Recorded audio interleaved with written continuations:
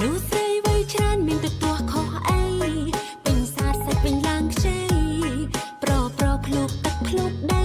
ញ៉ែរាល់ថ្ងៃតាមមកដល់មុខរបរអ្នកខ្លះឆាត់មកនិយាយញ៉ែសាសង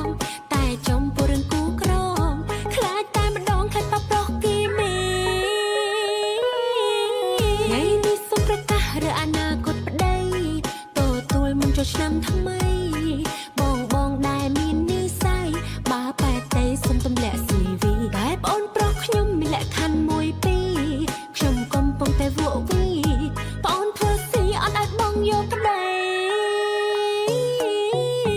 យកប្តីក្មេងចែអើយខ្ញុំភ័យណាស់ខ្លាចគេក្រឡេកក្រឡារកក្រឡាដោះដៃបើយកប្តីចាស់ខ្ញុំគិតថាខុសវ័យចែទើបជា20ឯប្តីវិញ40ខ្ញុំហាមិនឲ្យយកប្តីអ្នកគុកជេរគ្មានពេលទំនេរខ្លាចចាឯងឯកាយកប្តីអ្នកលេងខ្លាចគេប្រើហិង្សាយកប្តីតារាចែអើយសាវ៉ាណា